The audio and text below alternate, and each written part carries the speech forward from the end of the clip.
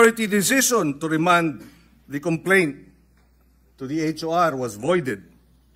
The summons by the impeachment court were all voided, which brings us to the question, who now is deciding the impeachment case? Now that all the decisions of the impeachment court have been voided. It's a tricky question, Mr. President. But if I were to be an impeachment court judge, I would argue that we have to, in the MR, in the motion for reconsideration, intervene and uphold the impeachment court's exclusive power to try and decide the case. Why? Because it is the constitutional duty to do so. It is the order of the Constitution. We are not defying the judicial review powers. We are upholding the sole power of the Senate to try and decide impeachment cases. But, having said that, sabi nga, it is our view, and this is shared precisely by former Supreme Court Chief Justice Panganiban, former Chief Justice Puno, former Constitutional Commissioner and Justice Ascuna. They have seen, or they have read their decision, and they too have said that the Supreme Court erred on a matter of facts. And if the Supreme Court erred on a matter of facts, how can you be right with the law if you are wrong with the facts? And if you are not right with the law, why will the impeachment court and the Senate, for that matter, decide on the matter today? Why not wait for the motion for reconsideration? Siguro naman, hindi natin binabangga ang Supreme Court, hindi natin binabangga rin ang House of Representatives dahil meron ding prinsipyo ng parliamentary courtesy. Meron ding prinsipyo na kinakailangan natin bigyan ng respeto ang co-equal. We are a co-equal to the House of Representatives. Ano na lang ang magiging repercussion na ito ang House of Representatives nag-file ng motion for reconsideration, hinihiling nila sa Supreme Court na baguhin ang ilang mga findings of facts, baguhin ang kanilang naging desisyon, habang pinangunahan ng Senado ang House of Representatives at sinabi, wala kaming pakialam sa inyong motion for reconsideration, i-dismiss namin ang kasong ito. I think, out of courtesy for a co-equal, we should respect the House of Representatives. In the same way, if the Senate would, at a future time, file a case before the Supreme Court and seeks a motion for reconsideration in a matter that involves the House, we would like to think that the House will not act to have the case dismissed pending the MR out of respect for a co-equal. Sana, pag-aralan natin ng husto ang pagpasa ngayong hapon. Sabi ko nga, the findings of grave abuse by the Supreme Court, thereby removing or taking away from us the jurisdiction, na wala tayong jurisdiction, that jurisdiction was not acquired on the basis of facts that are flawed, where then is the grave abuse? I don't know what the ruling will be.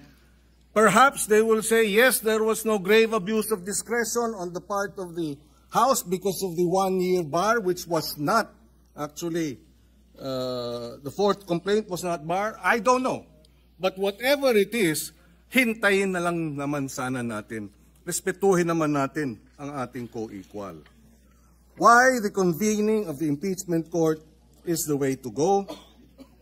Dahil pag tayo ay bumoto ngayong hapon o ngayong gabi na i-dismiss ito, aksyonan ang impeachment complaint, we will be acting beyond, without legal authority, dahil wala naman sa atin yung impeachment complaint.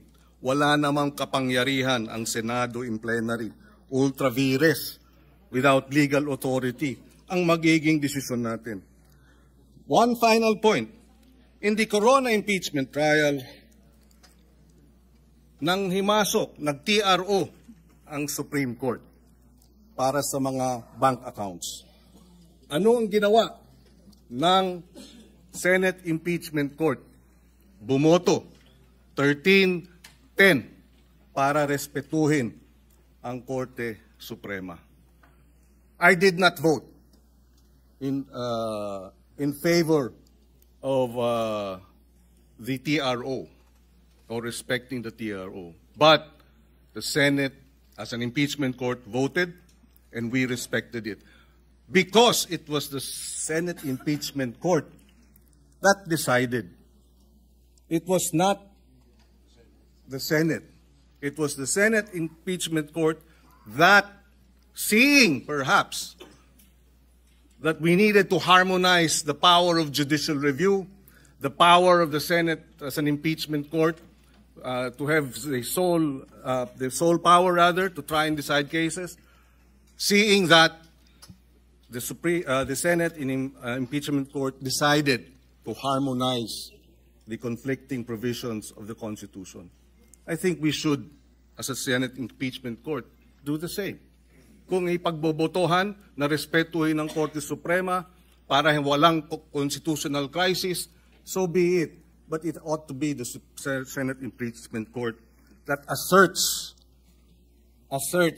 its sole power to try and decide impeachment cases. Yun na lamang po, and I associate myself with the motion of the minority leader that we lay on the table the matter of the impeachment case and action. Just a point of information, for the record and for the information of the body. Chair confirms the manifestation earlier of Senator Cayetano with respect to Section 4, Rule 39 of the Rules of Court that says that decisions of the court are not immediately executory unless the decision says so.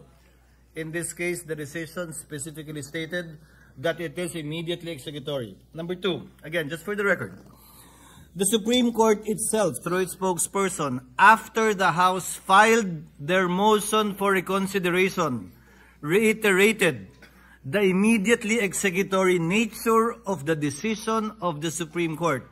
And finally, the Supreme Court's own internal rules states that the entry of judgment shall be the date such decision or resolution becomes executory unless the court directs its immediate execution. I'm quoting and citing AM number 10-4-2-20 SC, specifically Section 16, Rule 16 Section 1. So there are conflicting authorities with respect to the opinions raised by the various members. Senator Marcoleta, what is your pleasure? Just a quick reaction, Mr. President, on the manifestation of Senator Pangilinan. In the exercise of the Supreme Court's judicial review, wala po siyang dinidefeat doon. Hindi niya po kinukuha yung sole power of the Senate to try and hear impeachment cases. Hindi rin po niya kinukuha yung exclusive authority ng House to initiate impeachment. Dito po sa desisyon na ito, kung kinakailangan ulitin po o ulit-ulitin pa, ang sinabi lamang po ng Supreme Court, yung process, yung procedure hindi natupad.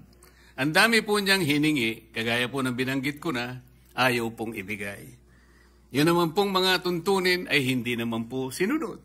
Katulad nga po nung immediate referral, yung pag-refer sa Committee on Justice, yun pong pag-include sa order of business at pag-archive, mali din po sapagkat hindi naman po 10th session day yun 11th session day.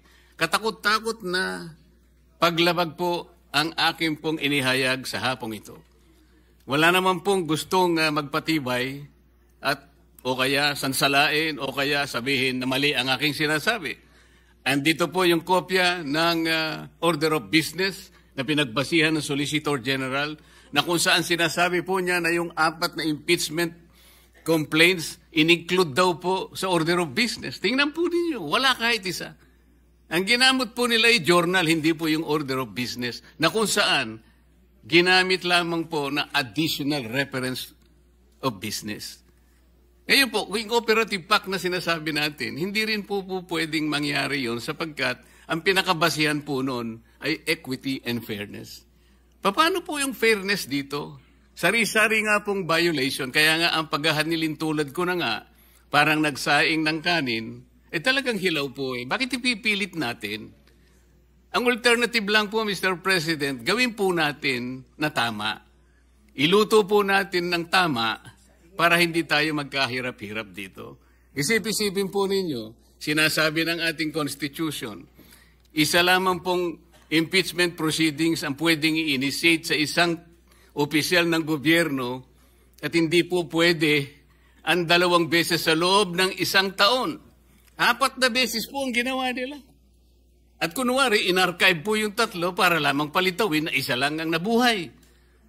Nasaan naman po yung katuwiran? Kung sarili pong tuntunin, ayaw pong sagutin, ayaw pong talimahin, pagkatapos ipipilit po natin, sapagkat nag-MR sila, ano po ang kasaysayan ng MR? Sabi ko nga po, napakasimple po nung one-year ban rule ng Supreme Court. And the Supreme Court is not even obligated and expected to conduct a microscopic, a forensic and scientific scrutiny of this provision where the pertinent language and the relevant meaning is as clear as daylight, Mr. President. Ano po yung gagawin? Hihintayin po ba natin kung ano ang magiging kalalabasan po ng MR na sa akin pong palagay? Hindi po speculation, sabi ko nga po. Unanimous decision and bank decision ab initio, unconstitutional, violative of due process, immediately executory. Sino po kaya kahit isa man lang na miyembro ng Korte Suprema ang magtatangka na i-reverse niya yung sarili niya? Doon po yung speculation dito. Ngayon, nakikinig po ang taong bayan, Mr. President. Nakadepende po ba ang aksyon natin? Doon po ba nakahang ang gagawin natin sa isang motion for reconsideration na sa aking palagay, matibay po ang aking palagay sapagkat this is borne out by my experience of more than 20 years of legal practice, Mr. President.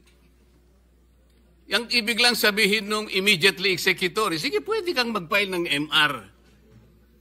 But you are wishing for the moon. Sumusuntok ka sa hangin. Yun po ba ang basihan natin? Kaya hindi tayo makapag-desisyon, Mr. President? Sana mayroong mas matibay sanang desisyon. Meron sanang mas matibay na katuwiran. Hindi yung pong nakasalig po sa hangin. Nakasalig po kung puputok ang bulkan o hindi. Hindi po yata gano'n. Ang gawain ng Senado, Mr. President. Tinangka ko na nga pong i-amend. Kung ayaw po ninyo yung motion to dismiss any other language that will put to rest this issue in obedience and in complete respect to the last word of the Supreme Court, it being immediately executory, Mr. President. What is the pleasure of Senator Aquino? I saw him raising his hand earlier.